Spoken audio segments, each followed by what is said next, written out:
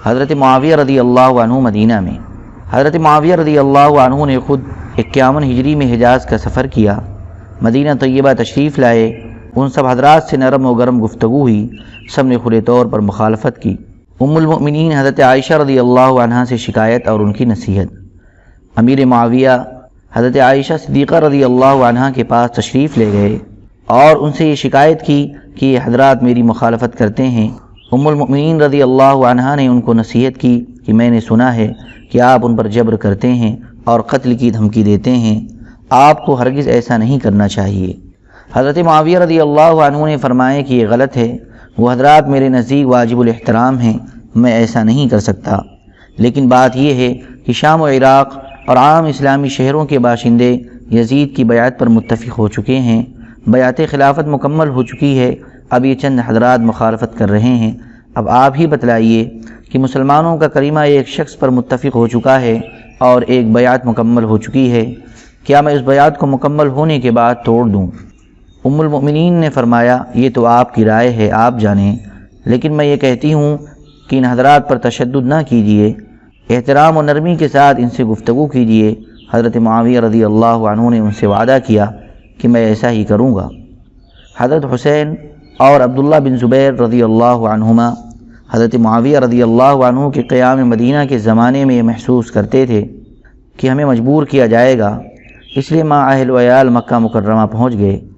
عبداللہ بن عمر اور عبد الرحمن بن ابی بکر رضی اللہ عنہما حج کے لیے مکہ تشریف لے گئے۔ حضرت معاویہ رضی اللہ عنہ مکہ میں۔ مدینہ کے بعد حضرت معاویہ رضی اللہ عنہ حج کے لیے مکہ مکرمہ تشریف لائے۔ یہاں اول حضرت عبداللہ بن عمر رضی اللہ عنہما کو بلایا اور فرمایا، اے ابن عمر، تم مجھ سے کہا کرتے تھے کہ مجھے ایک رات ایسی گزارنا پسند نہیں جس میں میرا کوئی امیر نہ ہو۔ میں نے اس امر کے پیش نظر اپنے بعد کے لیے یزید کی خلافت پر بیعت لے لی ہے کہ میرے بعد مسلمانوں میں افراتفری نہ پھیلے۔ سب مسلمان اس پر متفق ہو گئے۔ تعجب ہے کہ آپ اختلاف کرتے ہیں۔ میں آپ کو متنبہ کرتا ہوں کہ مسلمانوں کے جمع شدہ نظم کو مختل نہ کریں اور فساد نہ پھیلائیں۔ حضرت عبداللہ بن عمر رضی اللہ عنہما نے حمد و ثنا کے بعد فرمایا کہ آپ سے پہلے بھی خلفاء تھے اور ان کی بھی اولاد تھی، آپ کا بیٹا کچھ ان کے بیٹوں سے بہتر نہیں، مگر انہوں نے اپنے بیٹوں کے لیے وہ رائے قائم نہیں کی جو آپ اپنے بیٹے کے لیے کر رہے ہیں، بلکہ انہوں نے مسلمانوں کے اجتماعی مفاد کو سامنے رکھا۔ آپ مجھے تفریق ملت سے ڈراتے ہیں، سو آپ یاد رکھیں کہ میں مسلمانوں کے درمیان تفریق کا سبب ہرگز نہ بنوں گا۔ میں مسلمانوں کا ایک فرد ہوں، اگر سب مسلمان کسی راہ پر پڑ گئے تو میں بھی ان میں شامل رہوں گا۔ اس کے بعد عبد الرحمن بن ابی بکر رضی اللہ عنہ سے اس معاملے میں گفتگو فرمائی۔ انہوں نے شدت سے انکار کیا کہ میں کبھی اس کو قبول نہیں کروں گا۔ پھر عبداللہ بن زبیر رضی اللہ عنہ کو بلا کر خطاب کیا، انہوں نے بھی ایسا ہی جواب دیا۔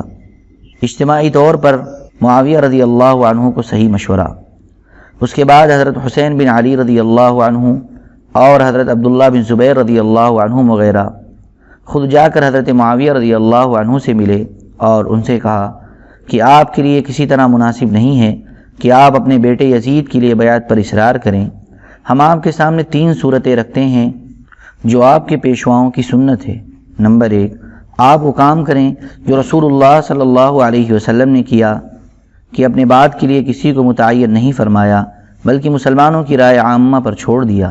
نمبر 2، یا وہ کام کریں جو ابو بکر رضی اللہ عنہ نے کیا کہ ایک ایسے شخص کا نام پیش کیا جو نہ ان کے خاندان کا ہے نہ ان کا کوئی قریبی رشتہ دار ہے اور اس کی اہلیت پر بھی سب مسلمان متفق ہیں۔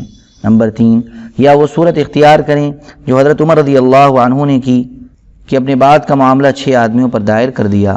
اس کے سوا ہم کوئی چوتھی صورت نہیں سمجھتے، نہ قبول کرنے کے لیے تیار ہیں۔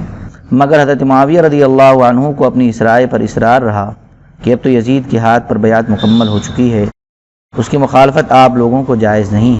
سادات اہل حجاز کا بیعت یزید سے انکار۔ حضرت امیر معاویہ رضی اللہ عنہ کی زندگی میں تو یہ معاملہ یہیں تک رہا کہ شام و عراق کے تمام لوگوں نے یزید کی بیعت کو قبول کر لیا، اور دوسرے حضرات نے جب یہ دیکھا کہ یزید پر مسلمانوں کی بڑی تعداد مجتمع ہو گئی تو بحالت مجبوری انہوں نے بھی مسلمانوں کو انتشار اور اختلاف سے بچانے کے لیے اس کی بیعت قبول کر لی۔ مگر اہل مدینہ اور خصوصاً حضرت حسین، حضرت عبداللہ بن عمر، حضرت عبداللہ بن زبیر رضی اللہ عنہم نے بیعت عزیز سے انکار پر ثابت قدم رہے اور کسی کی پرواہ کیے بغیر حق بات کا اعلان کرتے رہے کہ یزید ہرگز اس قابل نہیں ہے کہ اس کو خلیفۃ المسلمین بنایا جائے، یہاں تک کہ حضرت معاویہ رضی اللہ عنہ کی وفات ہو گئی اور یزید بن معاویہ نے ان کی جگہ لے لی۔ حضرت معاویہ رضی اللہ عنہ کی وفات اور وصیت۔ وفات سے پہلے حضرت معاویہ رضی اللہ عنہ نے یزید کو کچھ وصیتیں فرمائیں، ان میں ایک یہ بھی تھی کہ میرا انداز یہ ہے کہ اہل عراق حسین کو تمہارے مقابلے پر آمادہ کریں گے، اگر ایسا ہوا اور مقابلے میں تم کامیاب ہو جاؤ تو ان سے درگزر کرنا اور ان کی قرابت رسول اللہ صلی اللہ علیہ وسلم کا پورا احترام کرنا، ان کا سب مسلمانوں پر بڑا حق ہے۔